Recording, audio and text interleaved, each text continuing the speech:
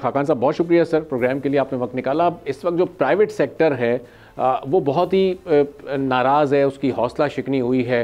अब यही वो सेक्टर है जो कि किसी भी मुल्क की इकॉनमी में एक बैकबोन का किरदार भी अदा करता है, उसके इकनॉमिक इंडिकेटर्स को ग्रोथ की तरफ पॉजिटिविटी की तरफ भी लेकर जाता है। लेकिन यहाँ पर इस स्टे से या बैंक्स के अदालत चले जाने से कोई ख़ास खुशी नहीं है इस वक्त प्राइवेट सेक्टर में। क्यों इतनी डिस्करेजमेंट वाली एक फील इस वक्त पाई जा रही है? अरबाब साहब, so let me start with this कि आपने कहा कि आईएमएफ का प्रोग्राम हो गया, मैक्रो स्टेबिलिटी आ गई। ये भी याद रखिए कि पाकिस्तान की जो इकोनॉमिक वल्नरेबिलिटीज़ हैं वो अपनी जगह कायम हैं, और आप अपनी जो पॉलिसी साजी और जो स्ट्रक्चर्स हैं उनमें जब तक फंडामेंटल तब्दीली नहीं करेंगे तो जो प्रोग्राम है वो आपको अलहदा नहीं कर देगा कि प्रोग्राम से अलहदा मईशत जो है वो ग्रोथ की तरफ चली जाए। ये सबसे इंपॉर्टेंट गुफ्तगू है। अब उसमें एक पॉलिसी ये है कि कोई मुल्क जिसका एडवांस टू डिपॉजिट रेशियो है वो क्या होना चाहिए। असल गुफ्तगू तो पहले इस पे कर लेते हैं। अब मैं ऑस्ट्रेलिया में काम करता था, वो एक डेवलप्ड मुल्क है। वो उनका जो डिपॉजिट ये जो एडीआर था वो 110% था। जो आपके साथ के ममालिक हैं, चलें साउथ एशिया में देख लें, इंडिया को देख लें और बांग्लादेश को देख लें, और ये हमारे स्टेट बैंक को एज अ रेगुलेटर जाकर ज़रूर इस पे रिसर्च करनी चाहिए, वो 70 से 80% है। पाकिस्तान का एडीआर जो है वो 41% था। Just go back a few months, फिर वो 37% हुआ। दिसंबर में 41 था पिछले, फिर 37 हुआ, आज कोई 39-40 के इर्द गिर्द है।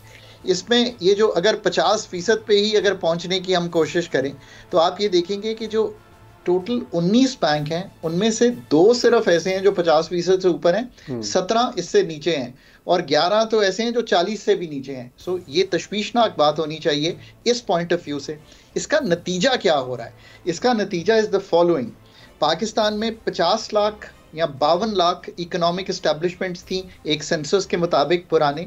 एक पीबीएस ने अभी एक डिजिटल सेंसस किया है, उसके मुताबिक ये इकोनॉमिक स्ट्रक्चर 60 लाख से भी ऊपर चले गए हैं। नाउ मैं आपको एक दिल दहला दे लेने वाला फिगर देता हूँ। इसमें से सिर्फ 3%, 1,73,000 ऐसे हैं जिनके पास बैंकिंग फैसिलिटी है। फिर आप कैसे ये इमेजिन करते हैं कि एसएमईज ग्रो करेंगे या एमएसएमईज जो छोटे माइक्रो अदारे हैं वो ग्रो करेंगे और बनेंगे, और पाकिस्तान में आप बड़ी तरफ जाएंगे इंडस्ट्री की तरफ? तो पहले तो ये दिल दहला देने वाला फिगर है, और ये मैं अपनी जब भी एड्रेस करता हूँ सेमिनार्स ये मैं कोट करता हूँ। इससे आगे चलिए, मैं कहता हूं कि अगर आप 3 साल में पाकिस्तान को देखना चाहते हैं इनटू अ कंफर्टेबल जोन, जहां पे जब फंड का प्रोग्राम खत्म कर रहे हों तो निकल रहे हों, तो आपने अपनी एक्सपोर्ट को 40-45 अरब डॉलर पे लेके जाना है। इसका एक तरीका तो मैन्युफैक्चरिंग है, आप कोशिश कर रहे हैं बहुत, बट मैं मैन्युफैक्चरिंग पर उतना कायल नहीं हूं जितना मैं इस चीज़ का कायल हूं कि एग्रीकल्चर की जो प्रोड्यूस है, जो प्रोडक्टिविटी है, पैदावारी सलाहियत है, उसको 3 साल में अगर 3-4 बम्पर क्रॉप्स आ रही हों जैसे कि राइस की आई, आप ज़रूर जा सकते हैं अपनी एग्री जो प्रोडक्टिविटी है उसको बढ़ा के एक्सपोर्ट्स की तरफ। आप हैरान हो जाएंगे, 25% ऑफ द टोटल हमारा जो फार्मर कम्युनिटी है उसके पास हमारी बैंकिंग सेक्टर जाता है, और बाकी जो है वो बड़े हायर रेट्स पे लेते हैं लोन फ्रॉम लोन शार्क्स। और जब ऐसा होता है तो मैकेनाइजेशन नहीं होती, फर्टिलाइज़र नहीं ख़रीदा जाता, और जब ये होता है तो प्रोडक्टिविटी गिरती है मुल्क की, और पाकिस्तान की पैदावारी सलाहियत जो है वो नेगेटिवली इम्पैक्ट होती है। यहाँ पे खड़े हुए हैं। अब आप बताइए कि करना क्या है। अगर तो आप इस चीज़ को लेकर आगे नहीं चलेंगे और हुकूमत की एक डायरेक्शनली मूव करना कि गवर्नमेंट अब थोड़ा सा, अगर हम फॉरेन लोन्स आना शुरू हो जाते हैं तो लोकल लोन्स पे डिपेंडेंस कम हो जाती है। पिछले 2-3 साल पे लोकल लोन 70-80% गवर्नमेंट बोरोवर बनी हुई थी। क्यों?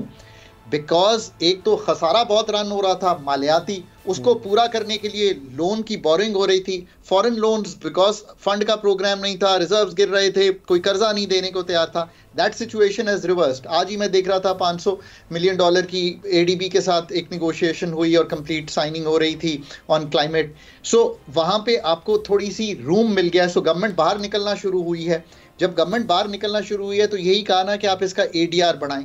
अगर आप 40% एडीआर पे ही रहना चाहते हैं और ज़िंदगी गुजारना चाहते हैं तो फिर तो पाकिस्तान का जो प्राइवेट सेक्टर है उसके लिए जो फाइनेंशियल इंटरमीडिएशन, ये सबसे ज़्यादा ज़रूरी काम है। एंड हियर देखिए, अगर स्टेट बैंक इतना अच्छा रेगुलेटर है जिसको हमने एक इंडिपेंडेंट रेगुलेटर बनाया, वहाँ पे हमने सैलरी स्ट्रक्चर गवर्नमेंट से तब्दील कर दिया, ये सारा काम तो इन दी एंड पिछले 10-12 साल में स्टेट बैंक ऑफ पाकिस्तान का है, आज भी उनका है। गवर्नमेंट तो एक डायरेक्शनली उनको कह सकती है कि आपने इस तरफ मूव करना है।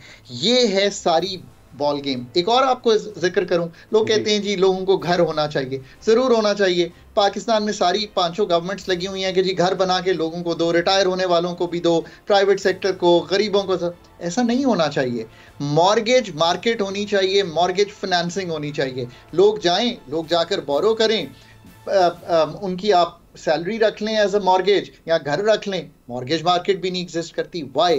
बिकॉज जो हमारा पब्लिक सेक्टर है वो इतना बड़ा बोरोवर बना प्राइवेट सेक्टर से कि हमने यहाँ देखा कि आज एडीआर जो हमारा लोएस्ट बैंक है, मैं नाम नहीं लूंगा, नॉट टू क्रिटिसाइज एनीवन, उसका जो एडीआर है ना वो 25% है। जो उससे ऊपर है बहुत बड़ा बैंक, उसका एडीआर 26% है। उससे ऊपर चले जाएं 26%। वहां से लेकर ये सफर कैसे फिर तय हो। सब्सक्राइब करें और बेल दबाएं ताकि कोई खबर रह न जाए।